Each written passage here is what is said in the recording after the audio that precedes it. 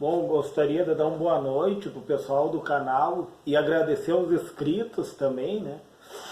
E daí eu resolvi fazer um vídeo fazendo um apanhado geral de tudo que eu falei, sabe, pessoal? Não vai ser tudo, né? Mas vai ser parte do que eu falei. Então eu gostaria de apresentar para vocês esse multímetro aqui, ó, primeiramente. Multímetro analógico, pessoal, ó. Se eu aproximo ele, tá? Então, o multímetro analógico, ele tem o galvômetro, tá? Que é o medidor. O medidor do analógico é o galvômetro, certo? E daí ele tem a escala, pessoal. Até vou me levantar aqui para mostrar melhor, ó. Ele tem a escala de X1, X10 e X100. Como eu tinha falado para o pessoal, ó, conforme vem subindo a escala, vem diminuindo a amperagem. Ó. A X1 também é o teste de diodo, pessoal. O teste de diodo é feito na X1, aqui no caso desse multímetro, ele bipa. Se tiver em curto, ele bipa. A escala de X10, ó, claro, tu vai calibrar uma ponta na outra, né? E daí, como a gente sabe, para resistência, quando a gente fala em resistência, as pontas são invertidas, né, pessoal? A positiva é a preta e a negativa é a vermelha. Então, X1, X10 e X100, com essas três escalinhas aqui, ó, nós conseguimos medir o quê? A junção, pessoal. A gente consegue testar a junção, a queda de tensão que vai cair na junção de um diodo. Mas daí a gente sabe que tem os transistores que tem diodo interno, que tem os tiristores que tem diodo interno. No caso, um tiristor ele tem 3 junções internas. E daí nessas escalinhas aqui a gente consegue medir a junção deles, tanto no sentido direto como no sentido reverso. É bem interessante. E daí também eu falei bastante sobre a escala de X10K, né, pessoal? Onde tem 2 pilhas e uma bateria que estão ligadas em paralelo. Aliás, pessoal, em série, desculpa. 2 pilhas e uma bateria ligadas em série, 2 pilhas de 1.5 volts e uma bateria de 9 volts. Estão ligados em série e se soma, né, pessoal? 1,5 mais 1,5, 3. Mais 9 dá 12. Então a escala de X10K, deixa eu ver se eu estou com o dedo certo aqui, ó. X10K, ele vai liberar o quê? 12 volts na ponta de prova preta. Nessa ponta de prova aqui. E daí a gente consegue fazer a aferição, no caso, né, da junção de um diodo.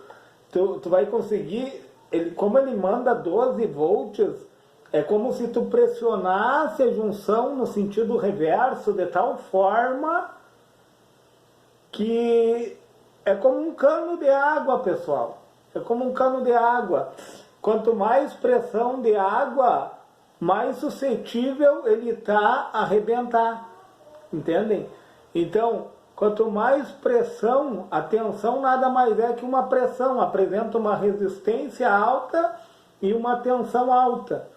Então, quando está em fuga, pessoal, quando está em fuga a gente consegue verificar através desse teste. Normalmente ali, ó, quando se trata do diodo, né, ele vai, como nós subimos a escala de resistência, a gente conta na contramão. Quanto mais descer a resistência aqui, ó, quanto mais descer, mais alta a resistência até chegar ao nível de chave aberta. Entendem? Que quando desce a resistência, quando faz isso daqui, ó, pessoal, que ela está descendo, a gente conta do fundo da escala para cá, ó. Então, No momento que a resistência está descendo, quer dizer que ela está aumentando, que é o contrário. Tanto ela como a escala de LI, que eu expliquei esses dias também. LI é essa escala vermelhinha aqui, ó, que tem o I. O I é de intensidade, pessoal. O que tem intensidade num circuito elétrico? Não há uma característica inerente à corrente, à intensidade. Então, o I é de intensidade, o C é de coletor, e o E é de emissor, e o O é de open. Quer dizer que ele precisa, tipo um transistor, tu precisa testar ele nessa escala com a base dele desconectada. Entendem? E também essa escala tu vai, no caso da LI, tu conta daqui para cá, pessoal. Então ali, ó, ela não pode deflexionar. Onde passou do Li aqui ali, ó, quer dizer que está havendo uma fuga, ó. Entendem? Quando todo transistor, ou tiristor, ou até mesmo o diodo, ele tem um datasheet, né? No caso do diodo, o diodo, o tiristor, o transistor, um circuito integrado, entendeu? Ele tem uma referência nele ali da queda de tensão. Então, no datasheet vem o quanto de corrente que pode haver de fuga ali, no caso. Aí, se ele der acima do valor, pessoal, quer dizer que está havendo uma fuga ali. Então, a LI, ela está aqui no fundo, ó, L de LIAC. L de LIAC. LIAC do inglês quer dizer fuga. E o I é de intensidade. Como eu falei, a intensidade é uma característica inerente da corrente. A corrente tem intensidade no circuito elétrico, certo, pessoal? Então, essa escalinha aqui, ó, ela serve para medir corrente, fuga de corrente. E daí no fundo dela ali, ó, tem microampere, né? Microampere, micro, pessoal, é milhão. É 10 na menos 6. E tem miliampere. Mili vem de 1000. 10 na menos 3. Micro é menor, porque é um 0, uma vírgula, 5 zeros e um número 1. Ele é menor que mili. Mili é um 0, uma vírgula, 2 zeros e um número 1. Esses tempos eu falei errado, pessoal. Eu fui dar uma aula do multímetro, mas aí eu botei em cima na descrição do vídeo ali. Eu tinha falado o contrário, não é, pessoal? Micro é menor que mili, certo? Então, essa escala aqui, ó, tu mede corrente. Tu vai conseguir medir a corrente, a fuga da corrente. E depois tem o HFE, olha que interessante. HFE tu consegue medir o ganho de um transistor. Também vem discriminado no datasheet. Tu consegue medir o ganho do transistor. Através do datasheet tu verifica 100 vezes mais. Por exemplo, uma corrente de base de 0,5 mA.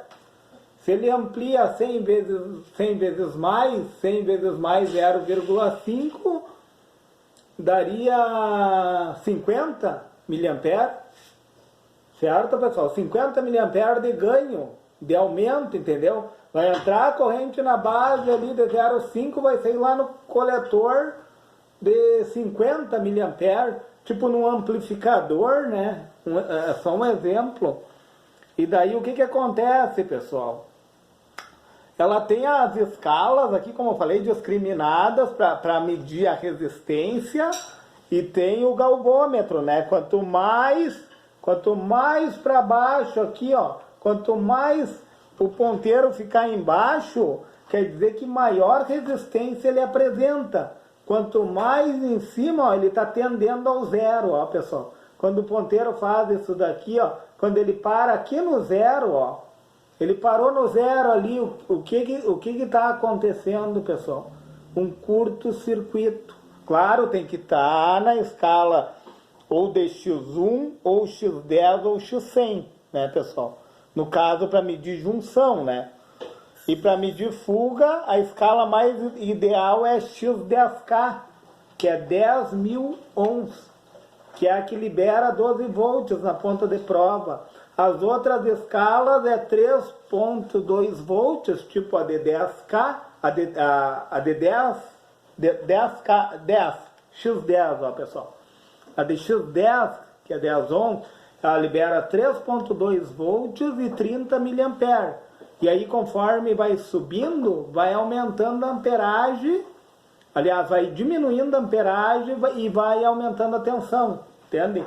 Lá na D10K é desconsiderado, né? A tensão, a corrente elétrica nem aparece ali, porque é tão insignificante que ela foi desconsiderada, não aparece o valor ali. Mas nós sabemos que 10K libera 12 volts, então a gente vai conseguir mover a junção do diodo.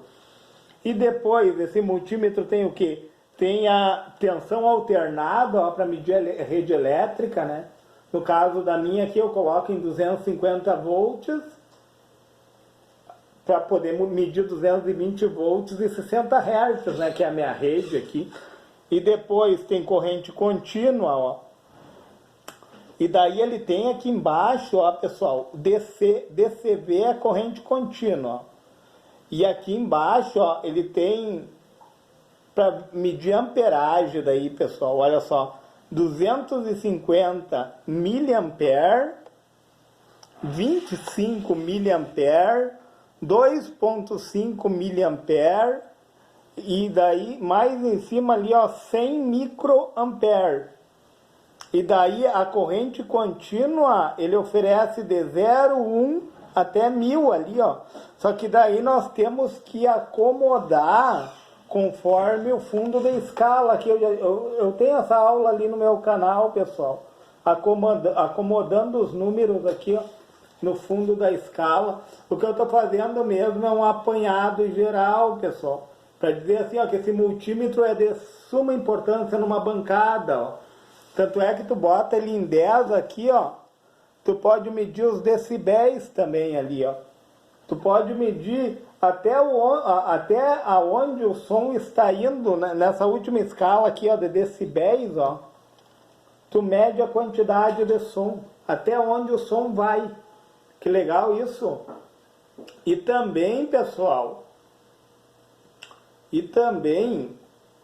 ó, esse multímetro aqui, ó, o HFE, o ganho dele fica ali em X10, ó, pessoal. Ele tem uma setinha em X10 aqui, uma setinha verde, ó, que tu também consegue medir o ganho, ó. Que legal isso. Então, o que tu consegue medir na resistência aqui, ó? Tu consegue verificar se tem um curto, tá? Que daí o curto, vocês sabem que ele vai tender a 0. Tu vai conseguir verificar se um componente está aberto, porque daí ele tende a casa dos mega ohms aqui, ó, pessoal. Uma chave aberta. Tu vai conseguir medir a fuga. Tu vai conseguir medir a tensão que está caindo sobre a junção, como eu falei, de um diodo, de um transistor, de um tiristor, de um circuito integrado. Entendeu, pessoal? Então, ele tem várias... Ele é um multímetro analógico, é um leque de possibilidades para as tuas medições. Por isso que ele não pode faltar na bancada, pessoal. E também nós temos o multímetro digital, né? Não vamos menosprezar o digital, que para certas, tipo para medida de junção, eu acho muito mais em conta o analógico, mas o digital, algumas medidas dele são bem precisas.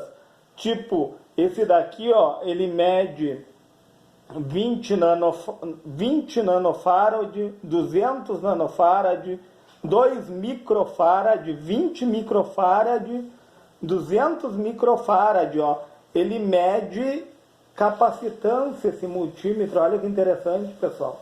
Claro, tu tem que mudar, daí tu vai mudar quem? O cabo vermelho, né? No caso do multímetro digital, ele segue a lógica, né? Cabo preto é o negativo, o vermelho libera 3 volts ali, né? No caso desse meu aqui, 2,94, que ele tem uma perca, né? Então, se eu vou medir capacitor, é nessa escala aqui, ó, e eu vou botar em miliampere aqui, ó, certo, pessoal? E outra, pessoal, quando você vai medir corrente em miliampere, corrente nunca se mede em paralelo, né? A corrente tu tem que medir ela em série, tu vai lá no negativo, tá? Tu vai separar, por isso que muda até a posição aqui, ó, entendeu? Tu vai botar as ponteiras de prova lá no negativo, as duas separando uma parte da outra, para te poder medir a corrente. A corrente tu mede em série, jamais se mede corrente em paralelo, entendeu, pessoal? O que tu mede do positivo ao negativo, daí seria a tensão, a DDP, que é a diferença de potencial. Isso sim nós medimos, né? Até eu fiz uma aula falando sobre a DDP, né? Que no caso a minha rede aqui é 220 volts, que eu tenho um gerador, né?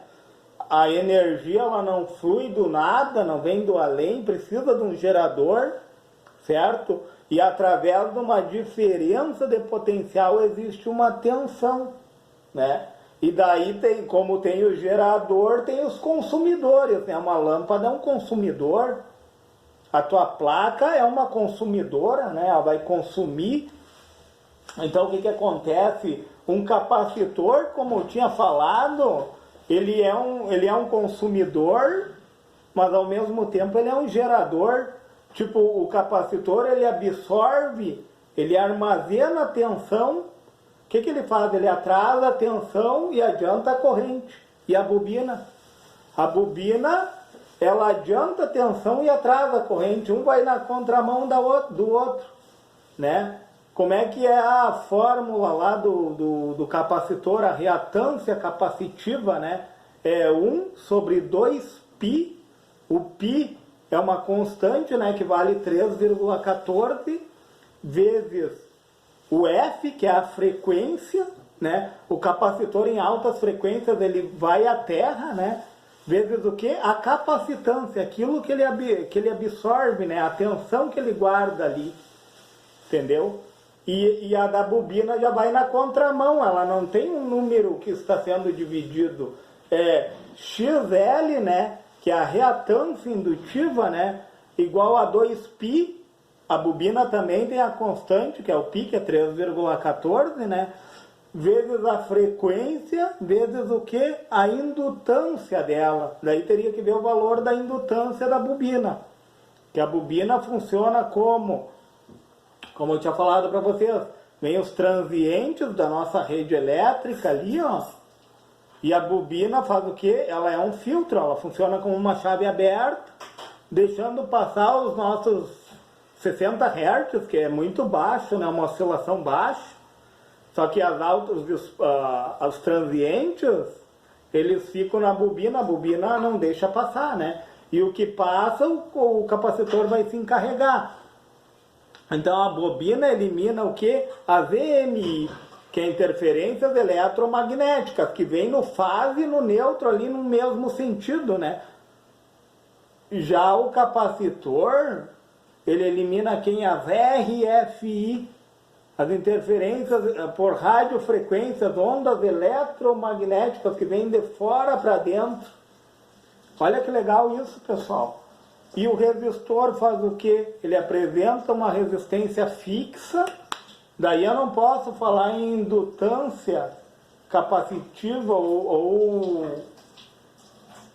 indutância capacitiva ou indutância de uma bobina, né? No caso, reatância, desculpa pessoal, reatância capacitiva e reatância indutiva, que a bobina e o capacitores são elementos reatores num circuito elétrico. Já um resistor, a resistência dele é real, pessoal. Ele é real, entendeu? Então, o resistor, ele apresenta certa resistência, vai cair certa tensão sobre ele e vai cruzar certa corrente. certo, pessoal? Mas era um apanhado geral, tá? Eu estou agradecendo os inscritos do canal, certo, pessoal? Obrigado por vocês se inscreverem, obrigado pelos comentários. Gostei muito dos comentários. Eu estou aqui para agradecer o pessoal, para dizer assim, ó, que a gente, o conhecimento é um processo, pessoal. A gente sempre está aprendendo. No momento que a gente amadureceu, a gente se fecha para o conhecimento, a gente nunca amadurece. E como essa área da eletrônica, da informática, ela abrange um campo muito grande, muito imenso, né? A gente sempre está aprendendo, pessoal, no dia a dia. E às vezes a gente aprende com os erros. Muitas vezes a gente aprende muito mais errando do que acertando. Certo, pessoal? Obrigado. Estou aqui para dar um salve para o pessoal do canal, certo? E uma boa noite para vocês.